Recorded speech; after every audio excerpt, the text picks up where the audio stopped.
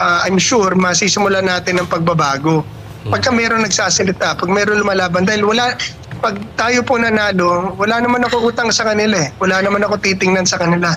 Ang nagpatakbo sa akin dito, taong bayan. Iba ang gusto kong takbuhin noon. Pero itong nagpatakbo sa akin, mga taong bayan, dahil kailangan ng lalaban sa Kongreso eh. Diba? Dahil andun ang pang-abuso, andun, hawak nila ang pera, hawak nila ang kapangyarihan, naabuso nila lahat, minamanipula nila lahat, and nobody's talking about it. Para sa kaalaman ng iba, ang dami pong kinasuhan ni PAC chairman nung panahon niya. Di ba? Ang dami niyong kinasuhan nung time na sa korupsyon. 200 mahigit. High ranking. 200 mahigit pala. Pero matanong ko, Pati follow-up si question Secretary lang. Duque, para lang malaman ng lahat na nung panahon natin wala tayong sinino kalaban kakampi. Pati si Secretary Duque, nakasuhan po namin yan. Dadagan, Balita News Update. Alright, welcome back na naman ho mga kabalitaan sa ating reaction video na gagawin ngayon. At kamakailan lang ho, na-introduce na ho natin itong si Sir Congressman Attorney Rodante Marcoleta na siya po ay ating iboboto ho sa darating na general elections sa 2025. So, ngayon naman ho, ay i-introduce ko na naman ho sa inyo yung dapat ho nating suportahan itong mamang ito, yung kanyang party list, lahat ng mga bisdak na nakikinig ngayon para ho sa ating lahat na ito para makamta naman ho natin o tayo naman ho ang magkaroon ng kaginawaan sa ating pamumuhay sa bawat probinsya ng Visayas. Dahil nga po ang party list na ito ay siya magiging magdadala ho sa boses nating mga Bisaya, no? Kung narinig nyo na ho yung Bisaya Gyud Party List, yun na po yun. Wala na pong iba. Bisaya Gyud Party List. So sino po ba yung first nominee dito? Kung maalala nyo po, no? Kung naalala nyo po itong si Sir Greco Belgica, siya po ay isang Filipino politician na kung saan ay nag-serve ho siya as chairman of the Presidential Anti-Corruption Commission, no, yung PACC. Dati ho sa ilalim ho ng Duterte administration from March to October 2021. Siya po yung pinakabatang miyembro ng gabinete ni Presidente Rodrigo Roa Duterte. So, kikilalanin muna natin ho kung sino po itong si Greco Belgica. Siya po ay matinong politician, isang kung hindi ako nagkakamali, siya ay pastor, no? Mabait na pastor at masipag, mapagkakatiwalaan, may malasakit sa bayan, may pagmamahal sa kapwa Pilipino, at siya po ay nag-aaral ho, no, sa isang kilalang university. Ito po yung San Beda University at nagmula ho ito sa Iloilo, no, some part of Iloilo, si Belgica, no. So siya po ngayon ang first nominee sa Bisaya Gyud Party List. So sa lahat ng mga Bisaya kagaya ko, sa tanan nga mga Bisaya, sa tanan nga mga bisdak na nakikinig ho ngayon, ipakita ho natin yung ating full support sa kanyang party list na bibit-bitin ho sa Kongreso. Dahil po malaki ho po itong may ambag sa Kongreso, lalo na ho sa mga buhaya dyan, kasi ito'y nung sa panahon pa ng Duterte administration bilang isang chairman of the Presidential Anti-Corruption Commission, ay umabot ho sa 200 politicians sa gobyerno na aktibo ho, na nakaupo bilang official sa ating gobyerno, ang kanyang pinakakasuhan. Kasama na ho dito si Presidential Secretary ba yun? Hindi ko masyadong nakuha yung posisyon ni Attorney Harry Roque. No? So, kung matatandaan niyo po, siya po yung nag-validate lahat, yung investigasyon, kinuha lahat yung mga datos at nung napatunayan na ho na may discrepancies may maginawang mali, inintroduce niya ho ito kay Presidente Duterte at pinakakasuhan yung 200 mahigit. No? Basta umabot ho ng 200 yung kanyang pinakakasuhan sa time po, sa under po ng Duterte administration bilang chairman ho siya sa Presidential Anti-Corruption Commission. So, ngayon po, inimbitahan ko po kayong manood para mapakinggan ho natin kung ano po ba yung kanyang plataforma di gobyerno, dahil alam naman ho natin sa panahon ngayon yung mga nasa Kongreso ay talagang abusado na ho sa kanilang kapangyarihan. Yung kanilang pinanghimasukan, yung investigasyon at kung ano-ano pa, parang korte na rin yung Kongreso, lalo na nitong Quad Committee na talagang makikita ho na may personal, namumulitika ho itong nakaupo, yung itong may hawak sa Quad Committee na ito. Akala mo kung okay sana kung mga abogadong mga miyembro dito, yung mga chairman dito, karamihan sa kanila hindi ho mga abogado Parang ginagatasan ho yung hearing na yan, at saka pera ho ng taong bayan ang ginastos dyan. Wala na ho nakikita tayong proyekto. Ang sa kanila ho, pag nadiktahan na ho sila ng kanilang amo dyan sa Kongreso, ay siyempre sigurado na po yung standard operating procedure. Dati ho talagang pinapalakpakan ho nila si Presidente Duterte sa sinasabing war on drugs, hinahangaan at saka talagang pinapakita nila yung suporta. Ngayon biglang bumaliktad nung may nakaupo na ho dyan sa Kongreso na para bagang ewan ko lang kung yung pera ba natin dyan, yung pera ba ng taong bayan ang ginagamit nila para idiin ho, para sirain ho yung pangalan ng mga Duterte at sa mga kaalyado nito, mga kabalitaan. So ngayon po, kailangan ho natin tong taong itong si Sir Greco Belgica para ho matulungan na po yung Kongreso, mabago na yung sistema dyan, tanggalin na po yung mga buhaya dyan sa Kongreso, palitan na ho yan ng mga matitinong politiko, may malasakit sa bayan at may political will para ho tayo mga Pilipino ay matulungan ng gusto at mabago ho yung ating pamumuhay at umangato ang ekonomiya ng ating bansa. So, ngayon po, hiramin po muna natin yung video ng SMNI dahil dito siya nagsasalita sa programang Banateros, courtesy po ng Banateros at SMNI, at lahat-lahat to sinasabi dito kung ano po ba yung mga dapat gawin kung ikay maging kongresista. Ano ba yung pinakaunang pangunahin yung pangunahing dapat gawin ng mga kongresista at ano po ba yung kanilang tawag nito? Ano po ba yung kanilang magiging trabaho sa oras na sila po ay makakaupo sa pwesto. At itong si Sir Greco, sigurado ko maprinsipyo ito Hindi ho mababayaran ng salapi yung prinsipyo nito. Kung ano po yung tama, doon po siya sa tama. Kung ano po yung mali, talagang itutuwid niya po yung mali na ginawa ng mga ibang politiko. Ito po yung pananggaho natin sa mga buhayang politiko dyan sa Kongreso, mga kabalitaan. So pakinggan na ho natin yung magiging pahayag ho ni Sir Greco Belgica. Bit ho itong ating BISDAC or Bisaya Party List or Bisaya Gyud Party List. No, ulitin ko po sa mga BISDAC dyan, sa mga lahat-lahat na nasa Visayas, suportahan ho natin tong Bisaya Gyud Party List dahil siya po ang magbibigay ng pagbabago ho sa ating buhay. No, ulitin ko po, Bisaya Gyud Party List, mga kabalitaan. So, andito na ho pakinggan ho natin si Sir Greco Belgica. Nung nakaraan ay ikaw ay tumakbo ng senador, but this time you are running for or nominee ka ng isang party list, yung Bisaya Gyud Party List. Siya nga pala mga kabalitaan sa mga bago pa hong dating ho dito sa ating YouTube channel, munting YouTube channel. Please po, subscribe po kayo at like and share and comment ho kayo dahil importante po ang inyong mga komento para humadagdagan po yung ating kaalaman ho sa usaping ito.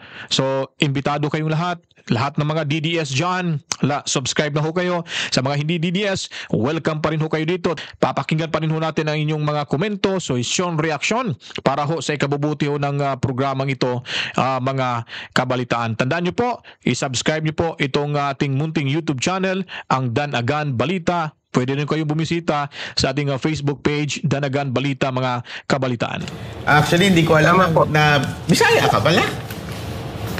Well, actually, yung lolo ko is from Barotoc Nuevo, Iloilo, yung father ng father ko. And then dahil sa hirap ng buhay, pumunta ng Maynila, dito ho yumaman. Tapos kaya ang tatay ko naging Manila boy. Subalit, nakulong ang papa ko dahil nagloko, naging gangster, naging rebelde, nakulong. So, and ended up naging isang minister of the gospel pastor, nagbagong buhay, and then ngayon yan, naging Christian statesman. So yun na po ang kinalakihan ko, pero may roots. Bagamat lumaki, pinanganak ako sa Maynila, ang akin pong roots ay mga Bisaya. So kabalo man ako mag-Ilonggo, kaya ito po ang Bisaya roots ko. But then, ito pong Bisaya gyud. So, ano na to? Taga ano pala to si Sir Greco, Barotac, Iloilo, no? Sa mga taga Iloilo diyan, maayong aga sa inyong tanan kag tani kung napanood niyo ni ang video ini, basin maluyag kami tani luyag kamo suporta sang Bisaya Youth Party List para lang mabitbit niya ang tun na tingog da sa Kongreso, no? So support lang kamo da mga Hiligaynon speaking kag madamo gid nga salamat. Kasi when I was being asked to run for many positions, but then it was a party decision that I take the nomination of Bisaya Youth after they heard my advocacy. Sinusubaybayan na napalala ako nung una pa. Tapos when the timing was assessed and yung preparation was assessed, ang partido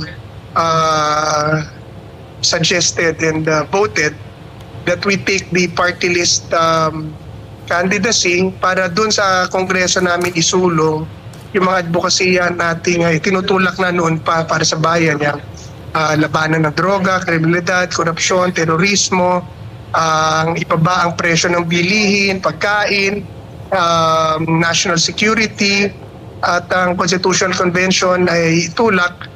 So when all those aligned, in the last minute, we took the nomination. It was nominated kasi of Bisaya Youth. So now we're here to pursue our advocacies. Lalo yan, pinag-uusapan natin kina Quadcom. Maraming sumusobra sa ginagawa niyan. And in Congress, doon natin sila masasaway at makukumpronta.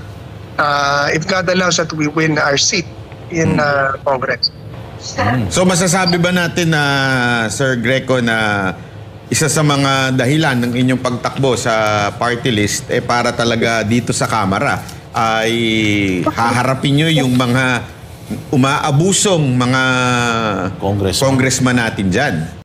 So speaking of Constitutional Convention, mga kabalitaan, ito po ay iba ho ito sa People's Initiative. Para ho sa kalaman ng lahat, ang Constitutional Convention ay para ho sa mamamayan ho, tayong mga Pilipino, tayo pong kumbaga may papel ho tayo rito, mga kabalitaan. Sa People's Initiative ho, parang sa ating mga mambabatas lang ito, sa Kongreso lang ito at sa mga legislatura, kaya medyo, correct me if I'm wrong, yun po ang pagkakaintindi ko. Pero yung malalim ng pagkakaintindi ko dito, yung Constitutional Convention, dahil boses ho dito ang pinakikinggan ng bawat mamamayan ho, mga kabalitaan. Yung sinasabing People's Initiative, hindi po matatawag na ano po yun, na totoo, dahil po nung biglang lumabas yung yung issue na yung PI na yan, nalaman ho sa bandang huli na nagkaroon ho ng bayaran, suhulan. Dinadaan lang ho sa ayuda, tapos pumirma sila, and doon yung pinirmahan nilang papel, yun na ho ang ginamit nila na ayon pa sa mga kabilang grupo, ay nagustuhan ng mamamayang Pilipino ang kanilang sinusulong na People's Initiative. So kaya nga hindi umusad ngayon dahil hinarangan ho ito sa Senado dahil may pagkakamali ho at saka may discrepancy ho nakikita ang mga senador ko natin dito. So sa Constitutional Convention, suportado po ni Sir Greco Belgica, kaya suportahan po natin ito sa darating na mga panahon kung siya po ay uupo, dahil siya po ang ating magiging boses, tayo mga Bisaya, tayo mga Bisdak, siya po ang magdadala sa ating boses sa Kongreso, at sigurado ho may marami hong masasagasaan sa boses ho natin dyan dahil ho sa pangunguna ni Sir Greco Belgica. Itatama po natin, tatama natin yung mali, regardless of who they are. Yung iba kasi nasa pwesto ka eh. Gaya ng katayuan at paninindigan ng banateros, yung tama, purihin, pero yung mali, bigwasan or banatan, di ba? So yun ang mga exposés na kailangan gawin natin sa Kongreso, dahil ang kapangyarihan mag-imbestiga does not bring with it the power to abuse authority, to abuse funds, sirain ang pangalan ng tao, diba, or panghimasukan ng mga investigasyon na dapat naman nasa korte, or especially gamiting political ang kapangyarihan ng Kongreso. Ang kapangyarihan po ng Kongreso dapat po ginagamit para sa tao, ang kapangyarihan ng Kongreso, ayon pa ni Sir Greco Belgica, ay para sa mga tao. Hindi ho para sa sariling interest lamang. At gagamitin ho itong kanilang kapangyarihan upang po'y gantihan po ang dating administrasyong Duterte, at sisiraan ho yung mga pangalan nito at mga suporta nito, at gagamitin ho yung pera ng ating pera ho ng mamamayan. At kung matatandaan nyo po, yung mga investigasyon na yan, wala ho tayong nakikita na pumabor ho. Pumabor sa administrasyong Duterte, halos simula pa kay Pulong hanggang umabot sa kay Vice President Sara Duterte, hanggang umabot kay Marcoleta, na tinanggalan ho siya ng kapangyarihan ho sa 5 komitiba na kung saan po siya ay member. So hanggang ngayon ho, binalik na naman ho yung AJK para ho talagang idiin itong si Presidente Duterte. May lumalabas na mga kuno, sinasabi nila ho na resource speaker, pero gagamitin ho nila yan sa kanilang investigation as a witness based on their testimony against to our former President Rodrigo Roa Duterte. So halatado ho na talagang ginagawa ho nila ng paraan para ho i-pin down ho yung ating yung Duterte administration at yung mga grupo ho ng Duterte. So ako to kasi itong si Congressman Romualdez, dahil malaking tinik ho ito sa kanyang planong pagtakbo ho bilang presidente sa susunod na 2028 presidential election. Kasi may mga natatanggap po tayong balita, at kaya ho isa sa mga dahilan kaya talagang pinin down yung SMNI, dahil nga po para hindi na ho makagalaw ho ang ating Vice Presidente Sara Duterte. Masisiisa ho ito sa kanyang makinarya na yung SMNI talagang susuporta ho sa kandidatura ho sa 2028 presidential election ni Vice President Sara Duterte. So, nawala na ho. Akala ho siguro nila, nung nawala na ho ng prangkisa yung SMNI, ay panalo na sila. So hindi nila alam, may mga silent vloggers tayong supporters sa mga Duterte, at may mga nagpapahiwatig pa pong mga malalaking party list at saka yung malalaking religious organization na susuporta ho kay Vice President Sara Duterte. So doon ho siya nalang kakamali, halatang halata ho ng kanilang plano. Kaya sabi nga ni Kimbo na stick to the plan na ho tayo.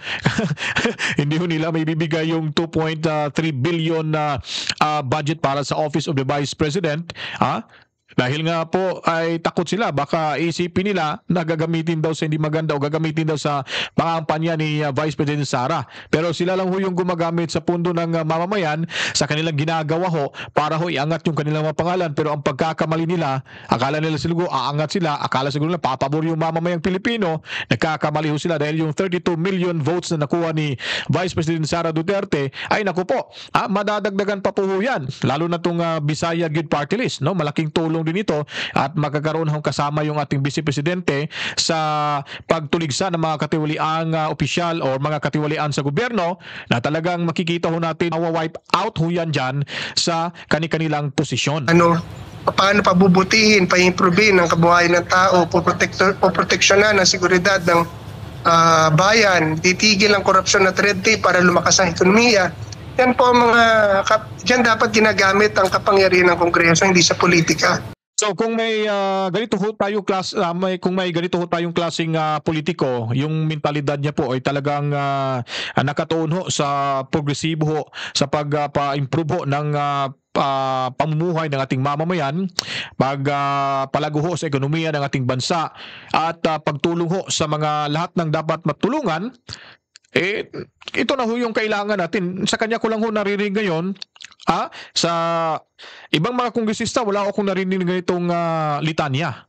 So si Sir Greco ho, talagang makikita natin na sincero ho siya na babanggain ho yung mga malaking pader ho dyan sa Kongreso. So, yun po ang dapat kailangan nating bantayan na maipasok ko natin itong Bisaya Gid Party List sa darating na halalan sa 2025 election, mga kabalitaan. Ito pong ating Quadcom, puro politika eh. Pag tiningnan mo, puro politiko ang issues ng kanilang mga investigasyon. Imbis na yung issues ng,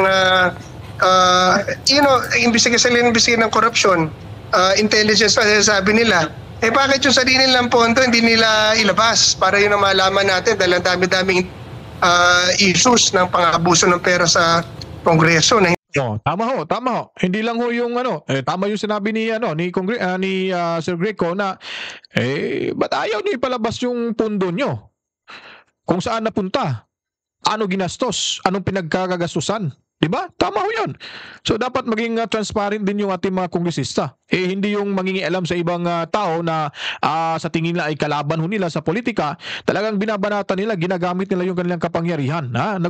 Kumbaga nagtitake advantage ho sila sa kanilang posisyon ngayon dahil nga po sa tinatawag na Standard Operating Procedure mula ho dyan sa nakakataas sa kanila sa Kongreso. Hindi natin alam kung totoo at mali. Ba't hindi nila ilabas? Tapos namimili sila ng mga politiko. So, that in itself, nakikita mo na sumusobra ang politika sa investigasyon nila. So, itatama po natin yan. Kung sakali man, kasi maraming nangangako, ganyan pag-eleksyon, mangangako, tapos pag nahalal, hindi naman nagagawa. Ikaw ba ay handang mag-resign kung sakali na hindi mo matupad yung mga binabanggit mo? Ngayon pa lang, pumirmahan na tayo sa harap ng publiko. Kapag itong mga sinabi ko hindi ko ginawa, mag-resign ako kagad. Ayun. Dahil hindi ko kakayanin na tatawagin ako na sinungaling, na hindi ganyan, na magnanakaw. Hindi ganyan. So, lang ako anak lang ako ng pastor.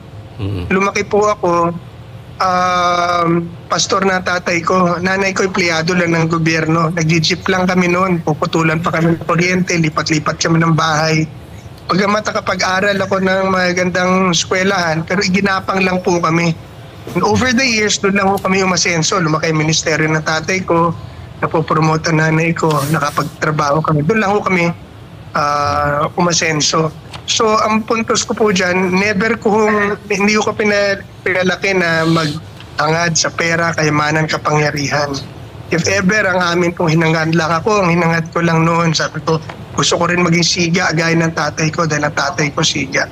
So, ibig sabihin yung karakter, ibig sabihin yung mapakita kung sino ka, tapang, at may pagtanggol mo ang mga inaapos. Kaya yun, naging ugali ko Hindi yung pagpapayaman. So, ako kontento na po ako sa buhay ko. Simple lang ngayon. Pinagpala ako ng Diyos. Ginawa pa akong ganito after over 20 years of public service. Sabi ni, I became one of the youngest cabinet members of the Philippines. Ako panahon na anti-corruption campaign. The respect that I got is more than enough than wealth. Ayoko na maging mayaman, tapos ang tawag naman sa'yo, basura at saka magnanakaw. So ang puntos ko, maliit na pwesto lang po yan, congressman lang yan.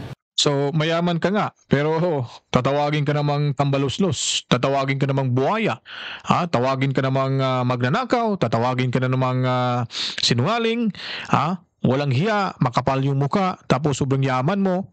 So, masaya ka ba doon kung tatawagin kang ganun tapos mayaman, sobrang yaman mo na pero yung kadahilanan ng pagkayaman mo ay alam naman natin kung saan nanggaling, Hindi naman may pagkakailahoy sa mga politikong ganid ho sa pwesto. Kasi ilan lang ho yung mga politiko ho na may political will ho na talagang uunahin talaga yung bayan sa pagsiservisyo nila na walang kapalit kundi maingat yung mumuhay ng bawat mamamayang Pilipino. Kaya ho, lugo yung Davao City dahil sa political will ho na ating butihing former president.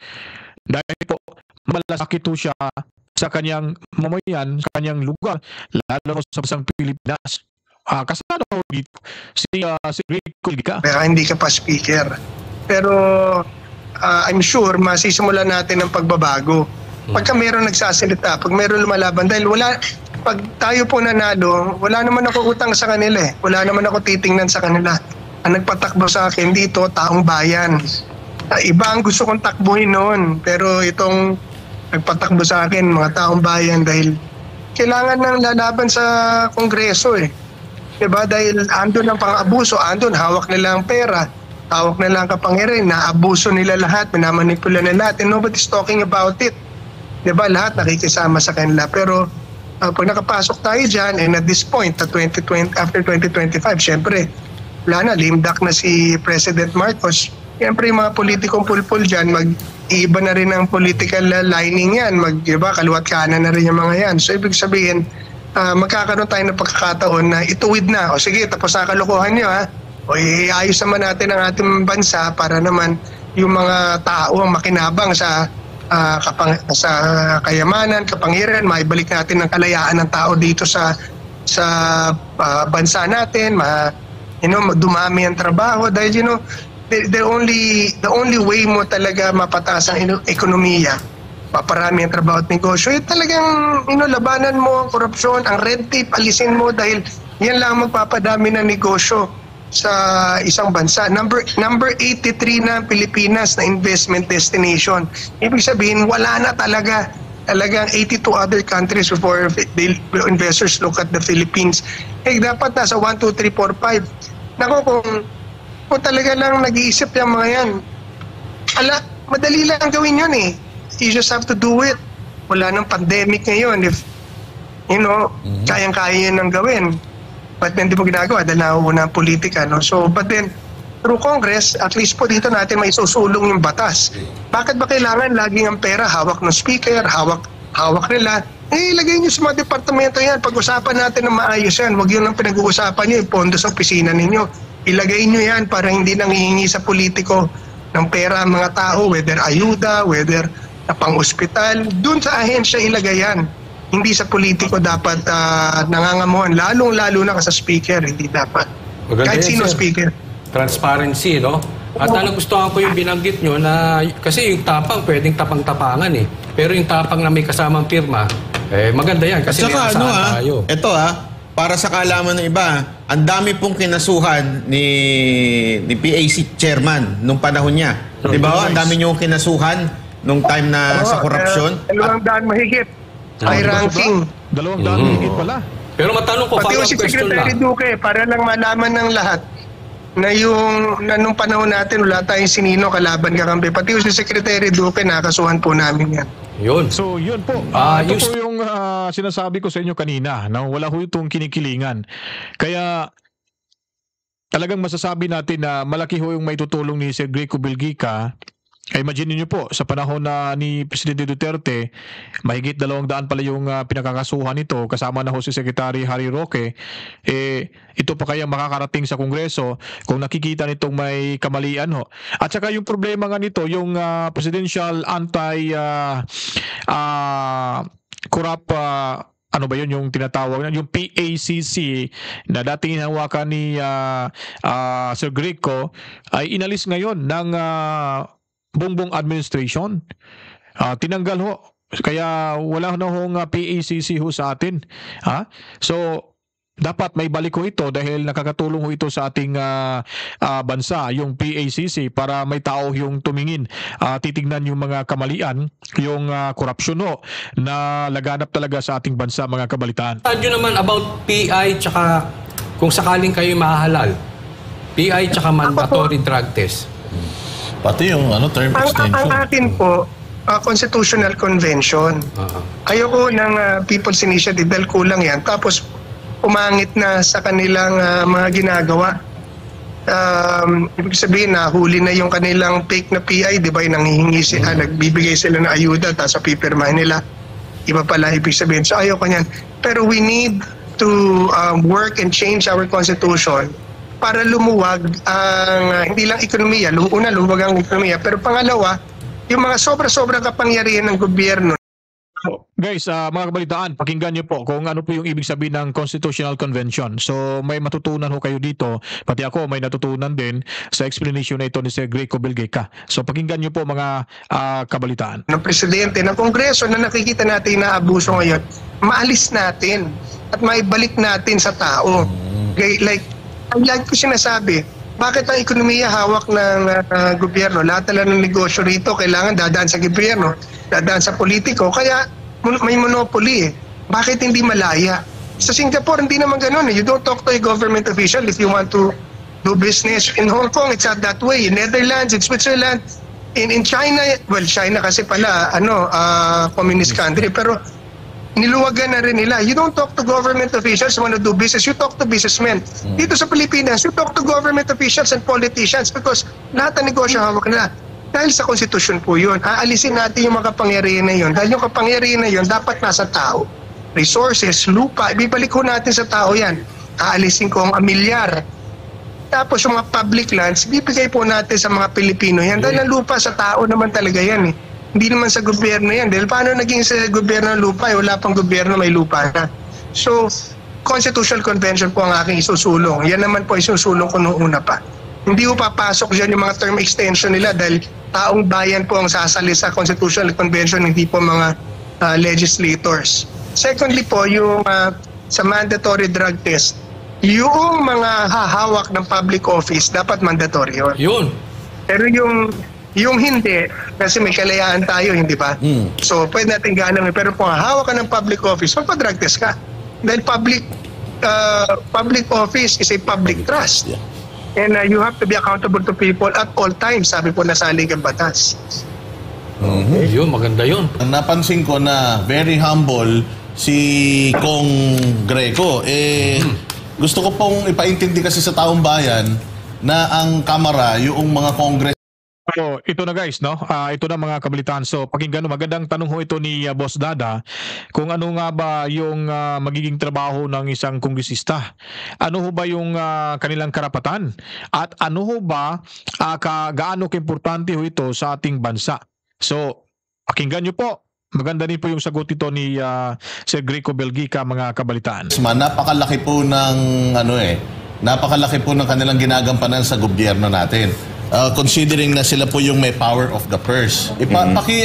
Paintindi po, Sir Greco, sa taong bayan, yung importance po, kasi baka mamaya, niloloko-loko lang nila yung pagboto ng congressman sa mga distrito nila eh. Kasi akala nila, 3 years lang yan, congressman lang yan.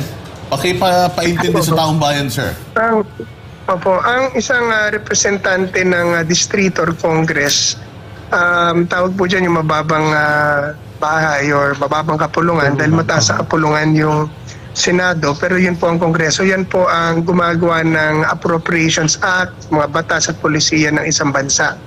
Yung Appropriations Act po, dun po china-channel ang lahat ng gastusin at proyekto at programa ng gobyerno na kailangan ng isang bansa, from national security to individual needs ng distrito at ng tao. Yung kanilang mga batas na ginagawa will spell the future of our nation. Ibig sabihin, pag palpak na batas, palpak na bansa. Pag maayos na batas, maayos sa ekonomiya, maayos ang buhay, giginhawa ang buhay. So, ganyan po kahalaga ang pwestong yan. At ang pwestong yan po, dapat na mainihahalal nyo po dyan, yung mga tao na maglalagay ng mga batas at programa na kinakailangan ng tao. Like ngayon, ano kailangan ng tao? Trabaho, mababang presyo ng bilihin, security or seguridad, peace and order. Yan po ang kailangan ng tao, palakasin ng ekonomiya, yung mga batas na kailangan ng tao. So pag pumili ho kayo ng mga kandidato, isa pa, yung mga kandidatong hindi corrupt at hindi makikiisa sa mga sistemang corrupt, dahil corruption po nagpapahirap sa bansa. Dahil yung pera na dapat at kayamanan o pag-asenso na dapat dumarating sa bansa o sa atin, pag may korupsyon, nawawala po lahat yon. So, pag bumoto kayo ng kongresista, piliin nyo yung hindi corrupt. Pangalawa, yung marunong sa pamamahala, may takot sa Diyos, may konsensya. Ang pinaka-importante, guys. Ang pinaka-importante dyan, may takot sa Diyos at marunong mamahala sa ating bansa. Kasi pag yung bansa ay ngayon, sa atin po talagang laganap na yung corruption sa ating bansa ngayon, matapos bumaba or matapos na nagbago na yung administrasyon sa Pilipinas, rampan na po talaga, nakikita na natin. Tingnan mo nga yung build project ni Tatay Digong, parang hininto na ng administrasyon ngayon. Ewan ko ba kung bakit, at ito ay talagang mapapakinabangan naman sana ng mamamayang Pilipino, lalo na po dyan sa Cebu, no, papuntang kabilang isla. Dati yung mga negosyante sasakay ng barge, sasakay ng barko, bangka. Ngayon magla-land trip na lang sila, mapilis pa. Kasi pag may mga tulay tayo, may mga bridges tayo, tatawid sa kabilang isla o kabilang probinsya na kailangan ng tulay, gagaan yung pamumuhay ng mamamayan, dahil po mas dadami pa rin po yung mag-i-invest, mamumuhunan dahil kung walang tulay, tapos may magsasakay sila ng barko, yung mga ikakarga yung mga kagamitan, tapos pag may bagyo, masama yung panahon, hindi makakalarga, hindi makakaalis. So talagang maantala yung kanilang negosyo, di ba? Yung operation ng kanilang negosyo. Whereas kung merong tulay, bridge, ay nako, kahit uulan, babagyo ba dyan, siyempre tuloy-tuloy pa rin, tatakbo pa rin yung sasakyan mo. Di ba? So malaking tulong yan yung build project ni Tatay Digong. Siyempre, sana ba yun? Ano na bang nangyari? Mas dumami na yung korupsyon sa ating bansa. Kaya lugmok pa rin ngayon, parang nasa 80 na tayo ngayon ng yung pinakamalayo, pinakabagsak na ekonomiya sa buong mundo. Correct me if I'm wrong, parang gano'n na rin So, ibig sabihin, talagang lagana po yung korupsyon sa ating bansa. Maganda ang mga sinasabi at maganda ang mga pinatunayan. Tapos abangan po ninyo. Specific tayo. Kunyari, ngayon, ang uso ngayon, bigayan ng ayuda Kailangan ng tao yan. Ang advice ko po kunin ninyo. Marami yan sa Kongreso. Yun po yung kalakaran ngayon sa Kongreso. Sila yung mamimigay. Sila naman, tagagawa sana sila ng batas. Ba't sila personal sila mamimigay sa bawat lugar ng ating bansa? Ewan ko kung anong plano. Nanananim na para sa darating na halalan. May, siyempre, may aanihin. Pero pag kinuha nyo kay congressman nyo yan, alamin nyo din at isipin nyo din, dapat alam nyo na hindi kanila yan. Yan po ay pera ng taong bayan. Pera nyo po yan. So okay yan, kunin nyo yun. Pangalawa, wala ho kayong utang na loob sa kanila. Dahil yan, trabaho ho nila talaga. Kaya nyo sila inilagay dyan para magbigay ng mga programa na para sa inyo. At yung kapangyarihan na nagkakaroon sila ng posisyon na kapagbigay sa inyo ay galing din sa inyo. So sila ang may utang sa inyo. Pangatlo po, ang isipin ninyo, sige lang, Congressman, alam nyo, maraming salamat sa ayuda. Pero pwede ba sa susunod, trabaho naman? Trabaho naman na ibigay nyo sa amin para umasenso kami.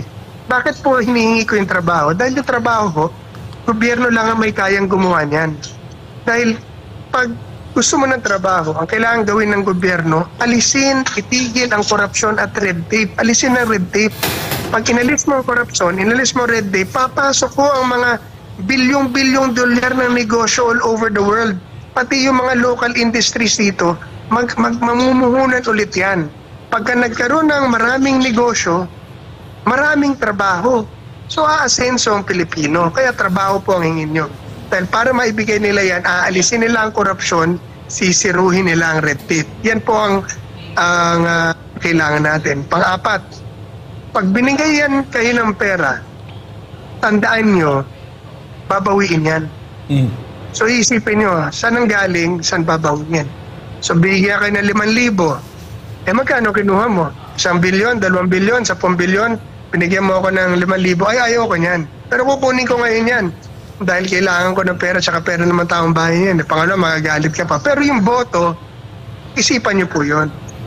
Ang boto nyo po, yung mga sinabi ko kanina, may takot sa Diyos, gumagawa na tama, ayaw sa korupsyon, at mayroong mga pinatunayan. Yun po. Sir Greco, meron po tayong tanong mula sa isa nating taga-subaybay sa YouTube. Sabi niya, pakitanong naman po kung meron po ba kayong nominee na isang contractor or may construction firm. Salamat. Wala po. Ang aming mga nominees are mga sundalo at mga pastor. Yun po ang aming mga nominees. Second nominee ko po is si General Carlos Kita, na dating Deputy Director General ng Anti-Red Tape Authority at retired one-star general ng Philippine Army. Tapos ako po ay isang pastor at iba ko mga kasamahan dito ay mga pastor at mga sundalo din po. So yun ang maganda. 'Di ba? Naglilingkod sa Diyos na kukuha ng pwesto sa gobyerno at saka talagang makikita ho natin talaga kung iisipin niyo po may mga tao talagang ganito na maganda na yung pamumuhay. Ano pa bang hinahanap nila sa buhay nila? Parang feeling ko nila kulang. Kung may kulang pa.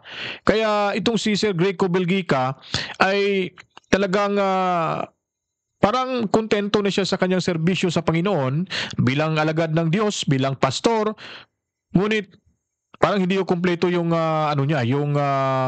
yung buhay niya kung hindi ho makapaglingkod sa bayan natin. Hindi ho makapaglingkod sa ating bansa. Kaya pag ganito yung klaseng tao, ugali ng tao na makadiyos, may malasakit, pagmamahal sa bayan, hindi makasarili, at talagang itutuwid kung ano yung mali at itatama kung ano pa yung mas itatama. So, kailangan ho natin talaga mga kabalitaan nitong si Sir Greco Belgica dahil nga po madalang na lang ho tayo makakita ng ganitong klaseng politiko. Totoo ho yan, madalang na lang ho. Kasi meron man dyan, tahimik lang kasi yung iba takot, walang kakampi. Kung talagang magsasalita ho sa Kongreso, laban ho sa mga nakaupo ngayon, yung mga may hawak na mga committee dyan, so natatakot. Pag nakaupo na ho ito si Sir Greco, talagang mabibigyan ho ng lakas na loob itong mga ilan nating mga matitinong politiko na medyo may kontragusto ho ito sa kabilang grupo o lalo na sa mga nakaupo ngayon sa Kongreso. So guys, mga kabalitaan, mga bisdak dyan, tulungan natin, isulong ho natin ito sa Kongreso ang Bisaya Youth Party List upang tayo po ay maramdaman ho natin kaginawaan ng ating bawat isa sa atin ho mga kabalitaan. Kasi isusulong niya po yung boses ng mga Bisaya, boses ng mga bisdak, yung mga nasa Visayas ho. Talagang sila ho, yung grupo ni Sir Greco Belgica ay may nakahanda na hong programa para sa atin sakaling manalo ho sila sa darating na eleksyon. So tandaan nyo po, hindi pa natin alam kung pang ilan ho sila sa bilang party list, numero ho nila sa pagka-party list para sa darating na eleksyon. Kung anong number ho, ating ipa-follow up po yan at lagi ho natin yung babanggitin sa ating gagawing reaction video araw-araw ho upang hindi nyo po makalimutan, upang lagi nyo pong maalala ito at mailagay nyo po sa inyong mga balota. Yun lang po. At kailangan bigyan ho natin ito ng puwang, bigyan ho natin itong pwesto, bigyan ho nating halaga ang isinusulong ngayon ni Sir Greco Belgica kasama ng kanyang mga kasamahan dyan sa party list na yan, ang Bisaya Youth Party List, mga kabalitaan. Well, maraming salamat to. Hindi na natin na tatapusin itong video na ito dahil alam naman nalaman ho natin at naintindihan ho natin kung ano po yung magiging advokasya ni Sir Greco at ano yung kanyang plataforma ni gobyerno sakali makapasok sa Kongreso. At ang gagawin na lang ho natin, ipanalangin natin na sana pagpalain siya ng may kapal, yung party list na ito. At sana magising na ho yung lahat ng mga bisdak, no? At marinig nila at mapanood nila itong video ito para ho magkaroon ho sila ng kaalaman kung bakit si Sir Greco ay talagang porsigido ho sa Bisaya Good Party List na ito, dahil alam niya po na ito lang po yung paraan na tayo mga bisdak ay magkaroon ng boses ho, totoong boses ho diyan sa Kongreso. At siyempre, kakalabanin yung mga buhaya sa Kongreso. At mapabago na ho yung imahe dyan kasi marami na ho mga mamayang Pilipino ang walang tiwala. No, wala na ho ng tiwala. Isa na rin ho ako dyan. Hindi na rin ako naniwala sa Kongreso. Yung mga tao nakikita natin araw-araw sa hearing na yan, akala mo kung sino mga malilinis, mas masahol pa yan sila sa mga hindi ko na lang sasabihin, no? Pero makikita natin na karamihan dyan sa ngayong nakaupo dyan na makikita natin araw-araw sa hearing ay lulobo ho yung bulsa niyan. Sigurado ho, malamang sa malamang mga kabalitaan. Sa mga bagong salta, sa mga bagong nanonood lang ng ating YouTube channel, sa mga bagong pumasok ho sa ating YouTube channel at nanood sa ating video, pakiusap po, sana suportahan nyo po yung YouTube channel ho natin. Subscribe ho kayo. Meron ho tayo mahigit 600 na subscribers. Sana dadami pa po ho at saka sana matulungan nyo rin ako sa advokasya kung itong tutulong ho sa mga matitinong politiko na makapasok, makakuha ng pwesto ho sa ating gobyerno para ho sa ating lahat ito mga kabalitaan. Again po, subscribe po kayo sa ating YouTube channel Danagan Balita at sa ating Facebook page Danagan Balita mga kabalitaan. Kita-kita naman ho tayo sa susunod nating reaction video dahil alam ko po kayo nag-aabang at gagawa pa rin ho tayo ng marami pang reaction video patungkol sa takbo ng politika sa ating bansa. At mahalaga po ang inyong mga reaksyon, mahalaga po ang inyong komento para po madagdagan ang ating kaalaman sa paggagawa ho natin ng reaction video. And then sa mga DDS dyan, solid supporter ng mga Duterte, PDP Laban at sa mga hindi ho supporters, welcome ho kayo dito sa ating munting YouTube channel. Ako po ay magpapaalam na. Maraming salamat.